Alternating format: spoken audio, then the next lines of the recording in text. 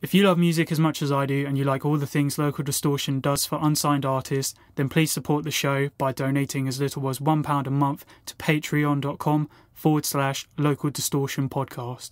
Please subscribe to the Local Distortion YouTube channel for more interviews, live performances and new shows exclusive to the channel. And also like and share the Local Distortion Facebook page at facebook.com/Local Distortion podcast.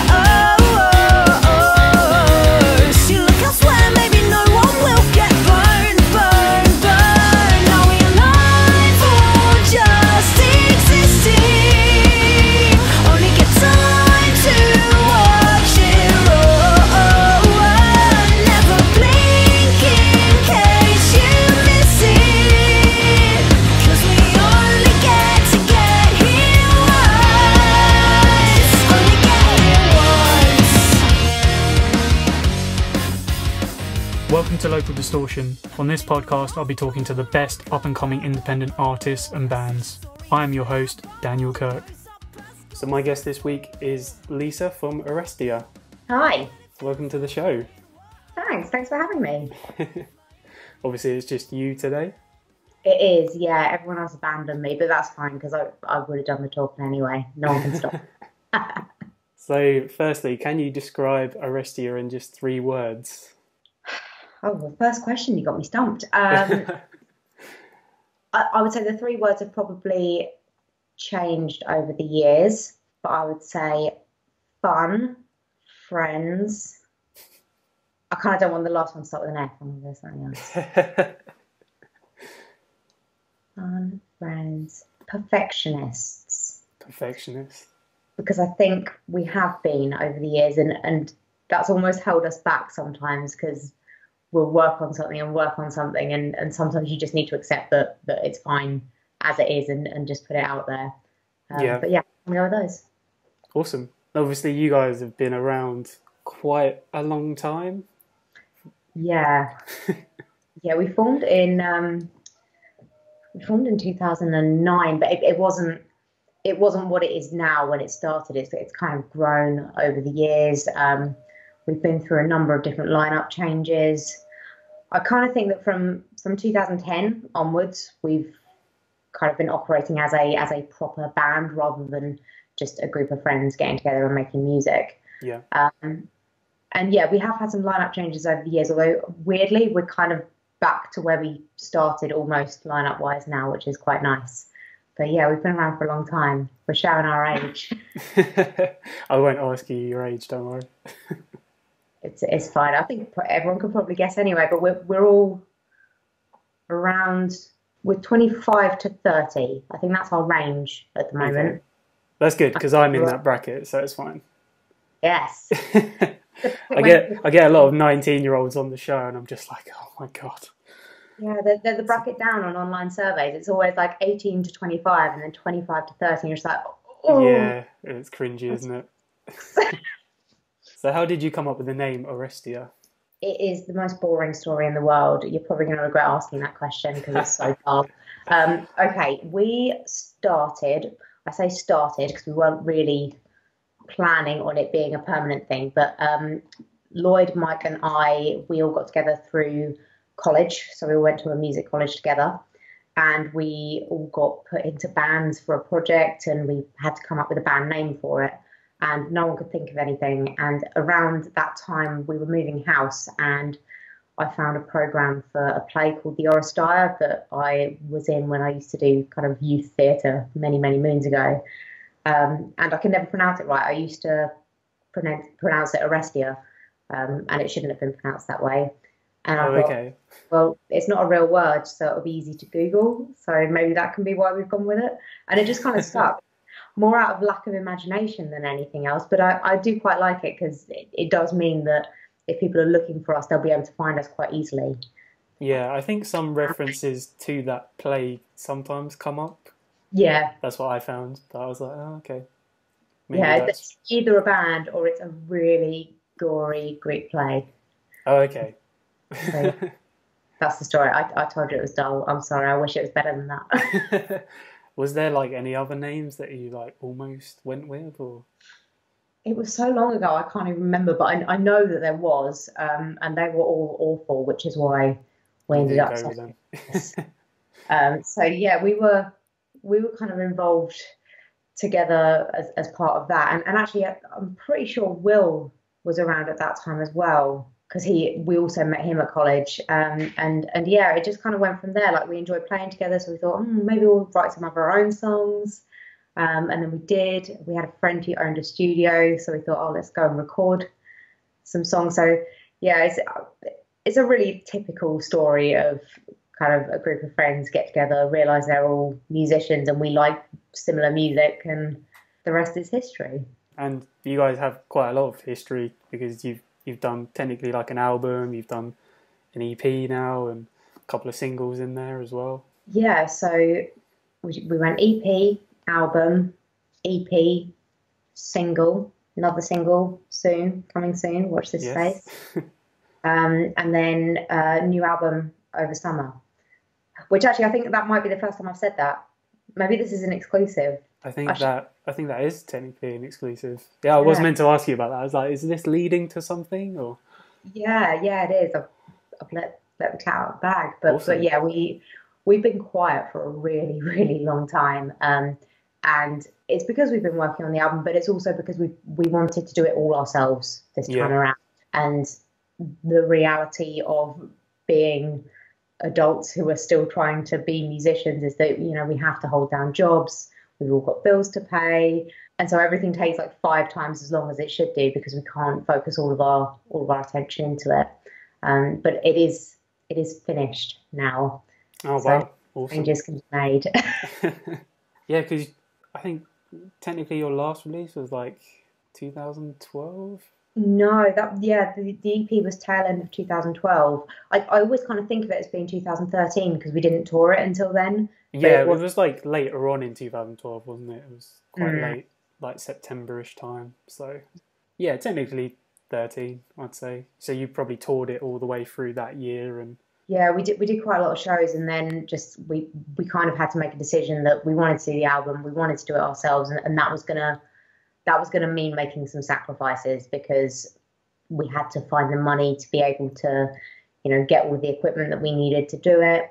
But yeah, we're really happy we made that decision. I know it's taken a while, but kind of listening through it now, it does definitely feel worth it. So I hope everyone agrees with us once it's out.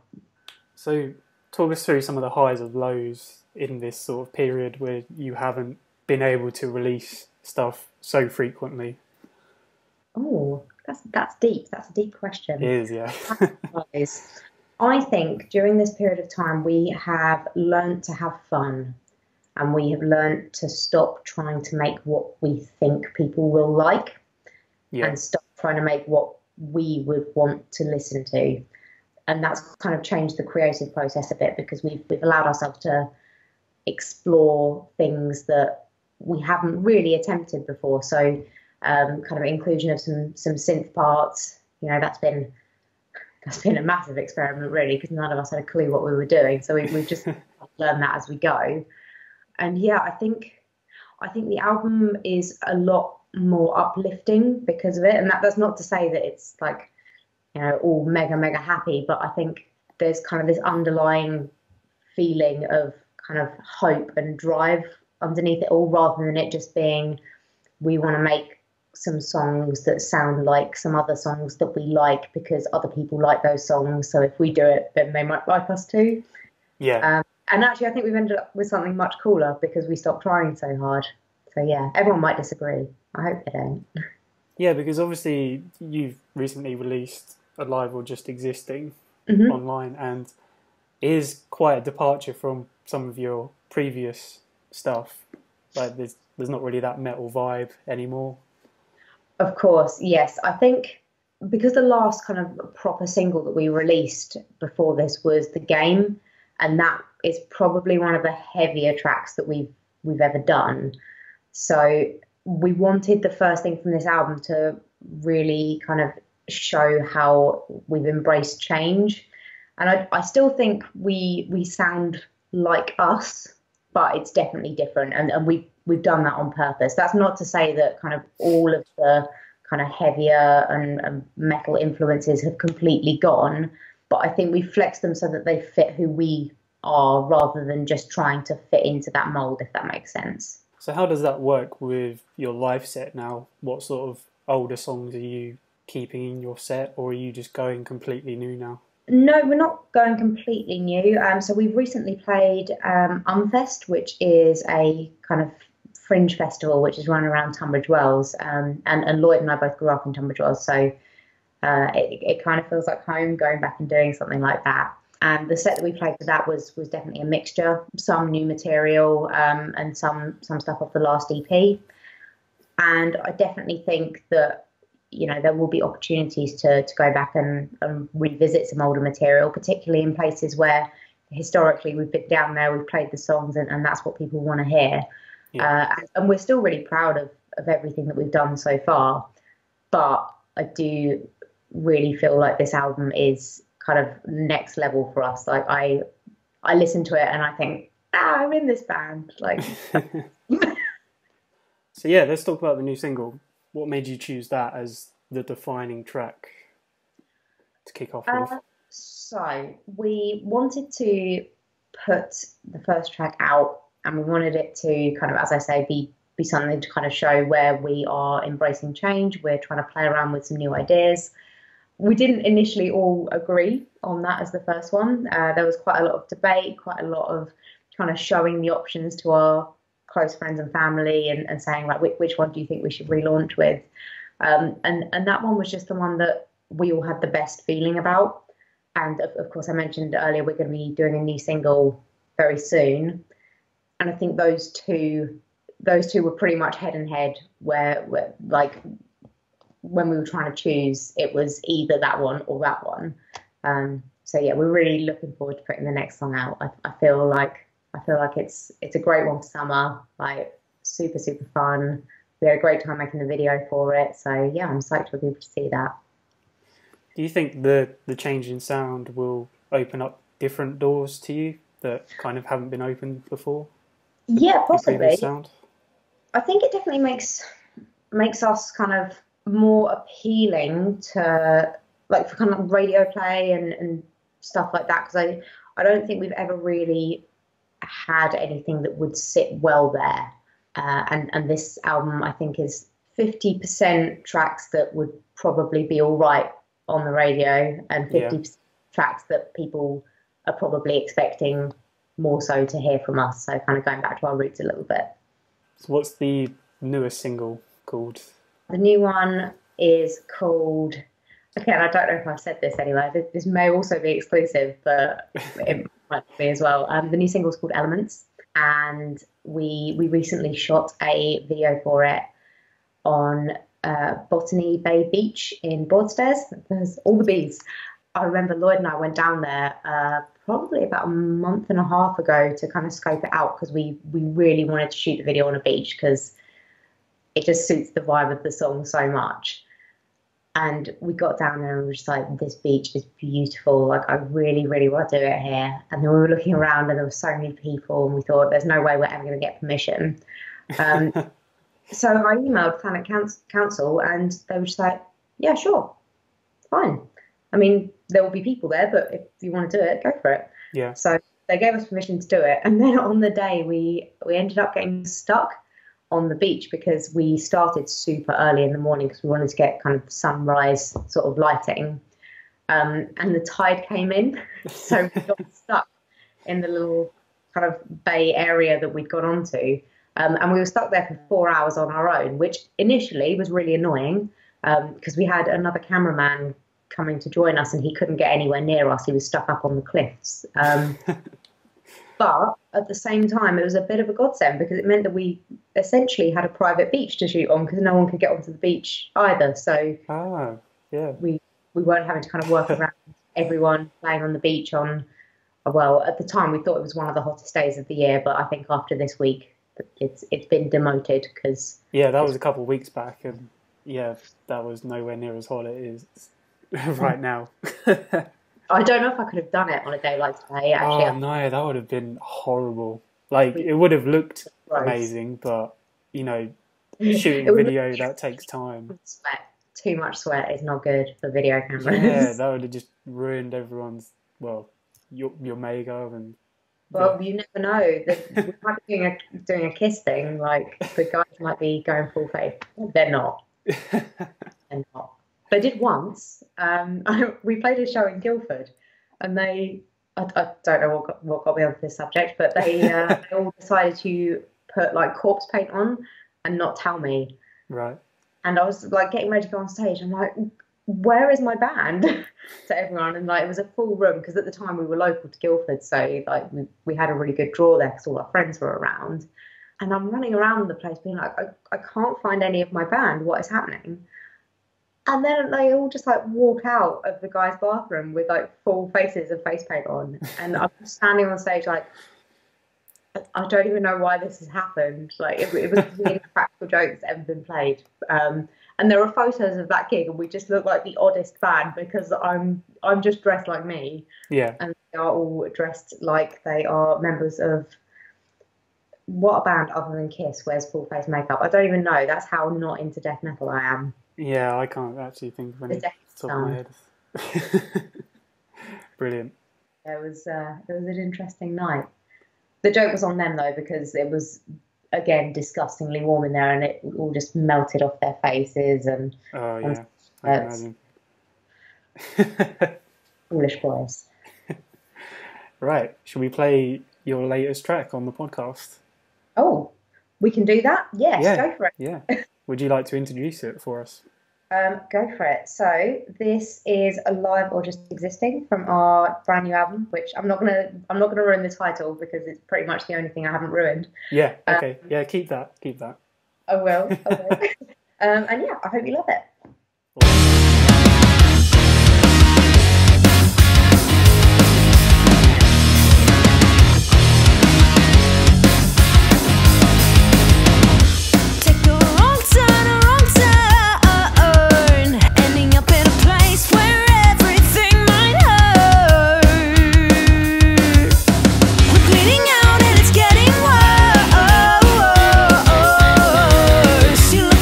Maybe no one will get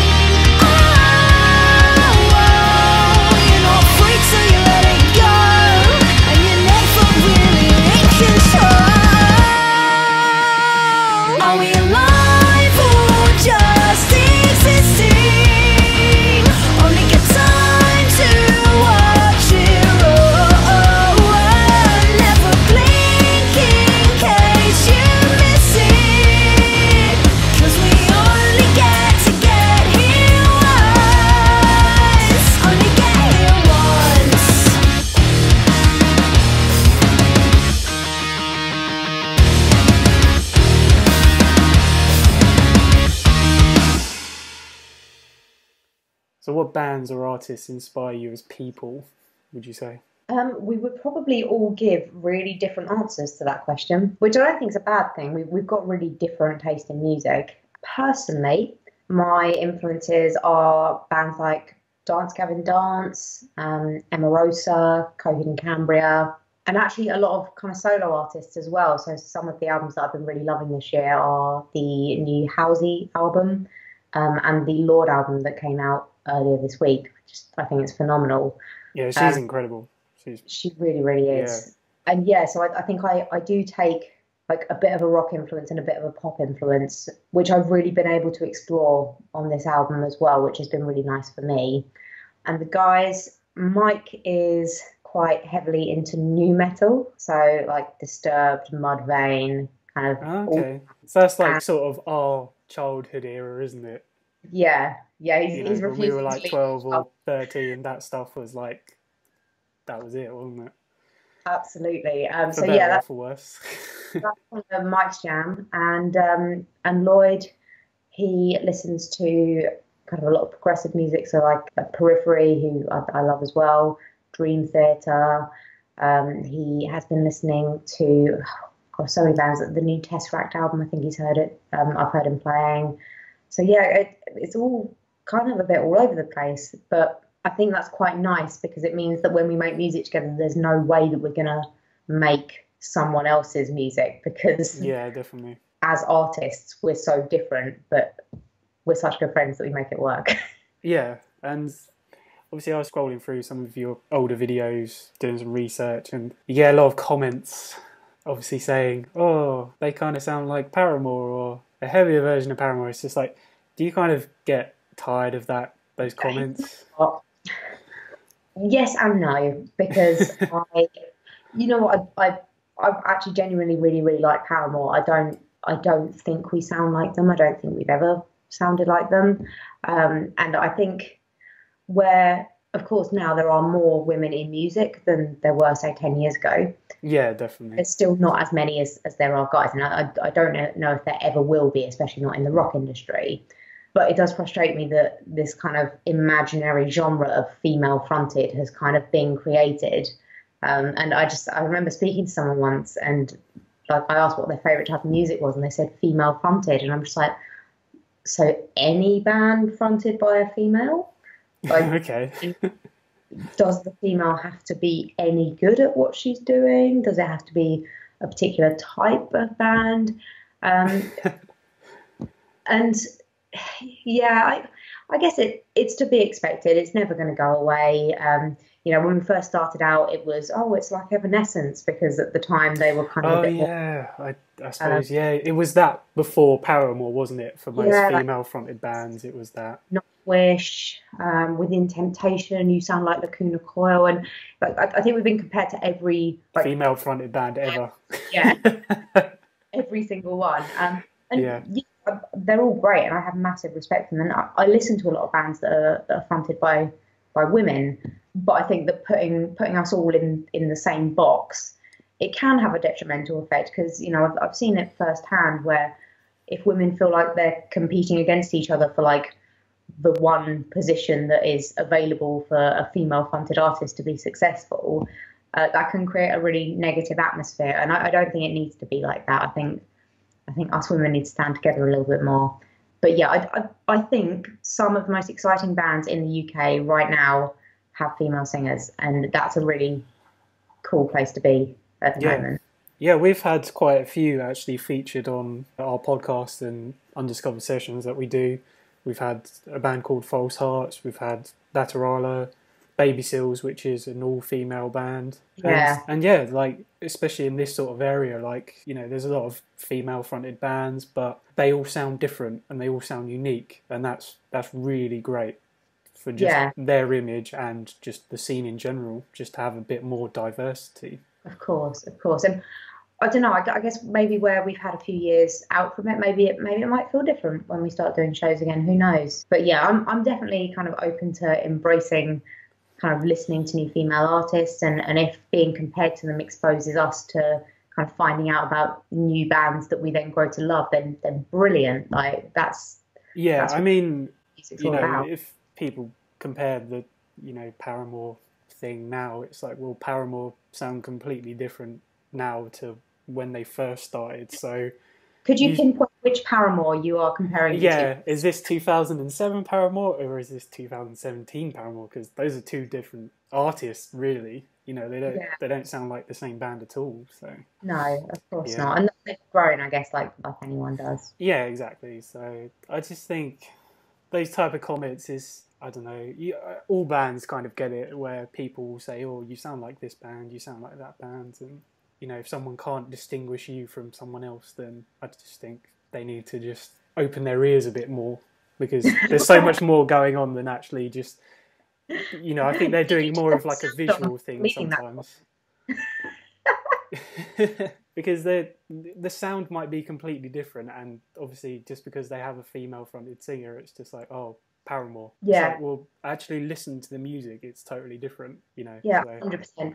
But the things like I see it on other bands' YouTube channels as well. So like I know it happens to everyone, and you've got to take it with a pinch of salt. And actually, if you sound like one of the kind of most successful rock bands of our generation, then fantastic. But if that's what you want to compare us to, then great. I suppose it's like a double-edged sword, isn't it? I mean, yeah, it's just one of those things. Absolutely. So let's go all the way back to probably the era we were just talking about, like probably the nu metal era. When you bought your first CD, can you remember what that was? My first CD, okay, so it was a £2 for £10 deal in HMV. Nice. And it was Nothing by A. It's not called A, Nothing. It's called Hi-Fi Serious. It had Nothing on it. That was why. Yeah, the album. Yes. And Hybrid Theory, of course. Yeah, because that's everyone's first album, isn't it? Well, in our generation. Definitely. So yeah, it was. I get to give two answers for that, because £2 for £10. Love a bar. Yeah, and obviously those two bands were just stupidly overplayed on Kerrang TV, and absolutely worked out right for them. Well, maybe not A so much, but. Well, Nothing was actually like the opening riff to that was the music that they used behind their little logo thing that happened in between videos for like absolutely ages, and that's where I kind of remember hearing it from. Oh yes, of course it was. Yeah, and then when I heard the single, I was like, that's where the Kerrang music's from. Yeah, I've heard this a million times, yeah. Yeah, so it kind of worked because it made me fall in love with them. And weirdly, I actually went to see them, I think it must have been last year, with my mum, who still loves A. Are they still going? Yeah, they're still doing kind of occasional things, but they played at my local venue, so the Tunbridge Wells Forum, and it was packed out, and it was such a good show. That's really cool. I never got to see them when I was really into them when I was younger, so to have them that was great.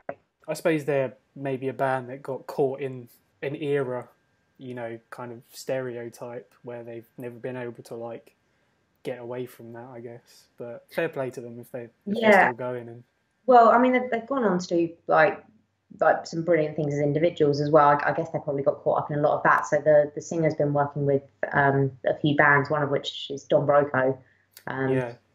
Yeah, that's another thing you never really hear about, isn't it? When bands sort of disappear, it's like a lot of the guys going to behind the scenes and they're actually making, the latest band's songs and stuff. So yeah, so when I heard they were working together, I was like, that makes a lot of sense, because I also love Don Broco, and I can see how they would sort of work together. I mean, obviously many, many years down the line, they're not making the same music, but in terms of kind of the catchiness and kind of the radio playability, kind of being balanced with being still a rock band, it kind of resonates with how I felt about listening to A back in the day.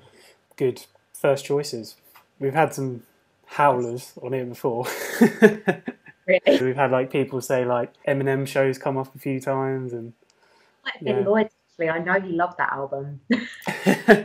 Yeah, I did own it myself. Yeah, it wasn't my first. Yeah, I had really cool parents who were into rock music, so I was brought up with rock music. So I guess it would have been weird for me to have not bought rock music as my first album. Yeah, unless you would be like proper like defying your parents and maybe buying pop music. Yeah, I'm glad I didn't. Yeah. Apart from the album, which we just kind of leaked that on the podcast that is coming. What else do you have planned for the rest of this year? We want to play a lot more shows.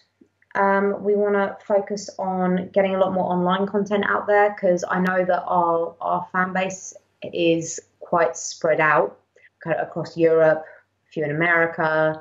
Historically, we've done quite well in Japan. And where we're doing all of this ourselves, going and visiting all of those places realistically is not an option right now. So we want to really focus on creating some high quality online content, so that everyone can still feel involved, kind of whilst working on stuff. I think I saw that one of the regions that actually listens to you quite a lot is in Mexico on Spotify. I swear that came up earlier. So that's interesting. It's amazing how Spotify works, isn't it? Yeah. I find the idea of people discovering our music from that far afield just still so exciting. Like, imagining trying to do this before the internet, and of course it has its pros and cons in that, like, there's now much more in the way of bands, so it's kind of more competition, but at the same time, like, how incredible that people who we've never met, we've never been anywhere near, can find out about us online and listen to our music. Like, that's insane. Yeah, it's great. You got obviously a new music video coming as well. We do. When's that going to be? A month or two, or can you say, or you just? I think you should expect to see it before August. Okay, that's a good answer. Before August. I'm careful not to commit to dates because you know, stuff happens. So as you well know, delays happen. So let's talk about some of your personal highlights. Obviously, you've been with the band a long time. Yeah. What are some of your highlights? There have been so many of them. Way back in the day, we played at Download Festival, but not as part of the main lineup. So they was run a stage in the campsite on a Thursday night. Okay. And we got to play that, and for me, like, that was incredible. It was the first time we'd ever done anything that was even vaguely like a festival. And just having all those people there, and it was just that was amazing for me. And I just remember at that point thinking, like, I love being in a band. Like, it's awesome that I get to do this.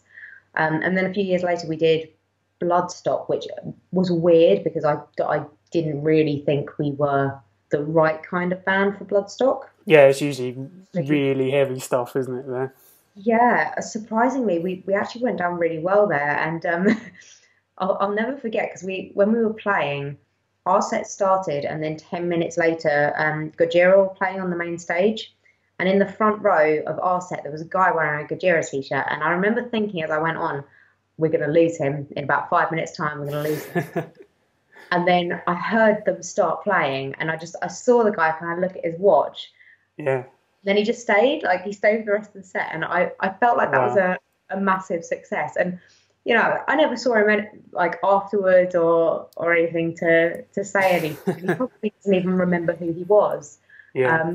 But at that moment, I just thought, yes, we won someone over who, on paper, wouldn't be the kind of person that would even remotely be into our stuff. So, yeah, I remember loving that.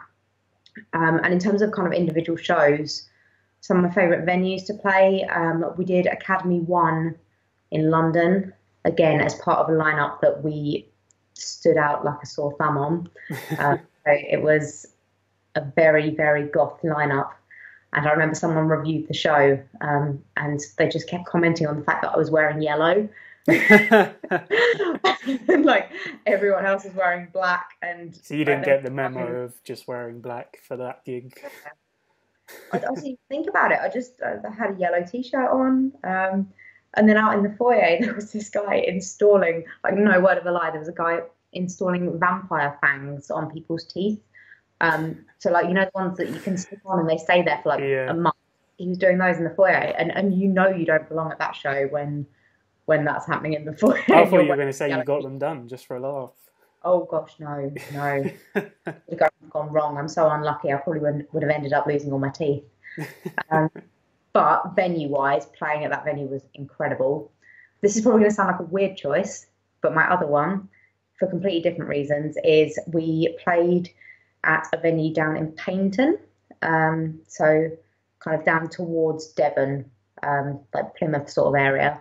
We'd never been there before, and I remember when we got offered the show, we had to think long and hard about it, because we thought, well, it's a lot of money in petrol, it's a long way to go.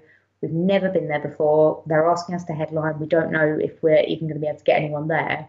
And the show was just incredible, because it was an all ages venue, and there's so few in the country anymore that I guess you kind of forget what it's like just having a venue where teenagers can all just come in and have a good time. And that show was, it was a bit thrown together. It probably wasn't the best we've ever sounded, but I just had so much fun that night. And I remember being that age, and at that time, venues just kind of let anyone in there. There weren't quite as many rules and restrictions, and that's why I'm so into music now. That's why I ended up being in bands and starting bands, and I think it's really nice to kind of see that in younger people, and see them just getting really excited about hearing new music for the first time. Yeah, definitely. Yeah. I think that's one thing I've really noticed as well. Like, there's a proper age gap now, because venues are just saying mostly 18 only and that type of thing. And I think that's hurting quite a lot of bands, actually. It is just hard to be able to reach those younger audiences now, and unless you do go around and do like the youth club circuits, and even then, like, there's not that many of them. Like, yeah, they exist, but there's not a huge amount of them. So yeah, it's always really nice when you get a booking through and then you see the listing and it's just like, all ages. This is gonna be a fun show. Yeah, definitely. Yeah, because that's all kind of we did as kids. I'm sure you were the same. Like, those sort of venues were like a godsend. Like, every Friday night, being 13, 14 and being at a gig, that was just the norm for us, really. And to think that that's not really, a thing these days. Like, it's quite rare. It's it's not really a good thing. I think by the time you get to 18 as well, you've already got kind of a pretty good idea of who you are and what you like doing. But you haven't been exposed to that quite so much. Means I do think there will be, less and less people who kind of discover that going to live shows can be a really great thing to do. And going to live shows for the sake of it. Like, I remember when I was younger, I would just go because I wanted to go out and I had no idea who was playing. Exactly, that's all I did. Like, I didn't even look at the bill, I just went, and I had a good time regardless. But sometimes the music was good, sometimes it was terrible. But of course, yes, yeah. I mean, I don't know if I recognised how terrible some of it actually may have been, but it was fun, and that's where I started to learn the basics of what I wanted to do. So, if anything, we should encourage those younger audiences to just get into venues however you can, because you don't know what you're missing. That sounds like terrible behaviour. Well, we're not saying get drunk. I'm just saying just get in the venue. Yeah, no, absolutely. I do think it's really important to make sure that. I went to Leeds Festival at the age of 14 with friends, so just do it. Yeah. But wear earplugs, because otherwise you'll have terrible hearing. And yeah, I do have terrible hearing now. I wear earplugs now, but it took me a really long time to start wearing them. And my hearing is kind of already shot. Yeah, mine's exactly the same. A couple of weeks ago, actually, my right ear just went completely. Because obviously doing this now, I have to go and check out a lot of bands, and my ear's kind of still a shot from when I was a kid and just going to gigs every week. So, have you got some good earplugs though? I haven't yet. You need to. I need to. Yeah, I need to. Yeah. You're running a YouTube channel, so you need to set an example to your audience. Yes. Yeah. Maybe I'll get like an earplug company to like sponsor me or something. Yeah. Because, this is the target audience. So. Well, it's all people listening to music. Yeah. So, in a sense, I guess it kind of is. Yeah, you should go for it. Yeah. Put a little advert at the start. Yeah. Listen to music responsibly. So let's talk about day jobs, because obviously we all have them. We aren't completely living the dream yet of doing what we actually want to do for a living. So what's your day job? Day job. So I work in a office. So I'm in the insurance industry. Lloyd works 2 jobs. So he works at a university and he also works for an out-of-hours GP service. And Mike is working for a company that deals with like drains. I feel like that's all I know that I'm actually say about it. Yeah, he deals with like drains and stuff like that, but he is also studying at the moment for a kind of qualification to be able to do some freelance stuff, which is cool. So he's looking to get into that as well. So yeah, not very rock and roll anyway. It rarely ever is, but it's very interesting just to see, like, you know, what people have to do to make the money to put it into music. So funnily enough, I think I'm one of the rare few that like I do genuinely really enjoy my day job. I don't mind having to do it. I like balancing band stuff with that. I think it keeps me kind of grounded, and it pays the bills. So yeah, no, I do actually quite like my job. I got out of retail a few years ago. If you'd asked me that question a few years ago, I'd be like, I work in a clothes shop and I hate it.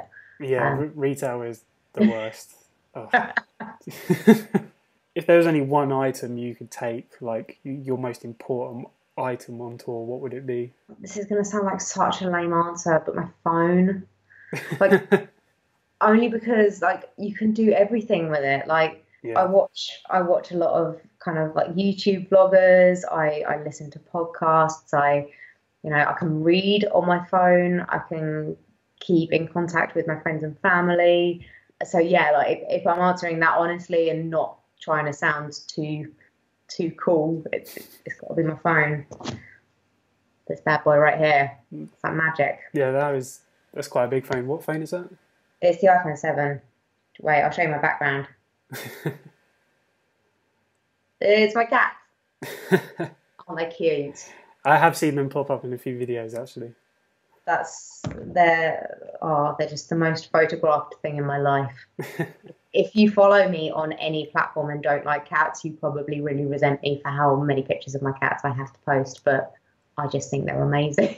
I'm surprised you don't have like a YouTube channel just dedicated to them. I totally should do. Yeah. They're making noises in the background. They know we're talking about them. You're right, though. Oh, she actually looks really angry. Like, why are you angry? She creates like a pile of our bags in the corner and sleeps on them like they're a bed. So everything we own is covered in fur. Yeah. Like, yeah, I'm a cat owner as well, and he's exactly the same. He loves cardboard boxes as well. Yes. And you have to keep them because they become so attached to them, but they're ugly. And you buy them like a really nice, expensive bed, and they prefer cardboard. Yeah. Yep. But I love them, so they get away with it.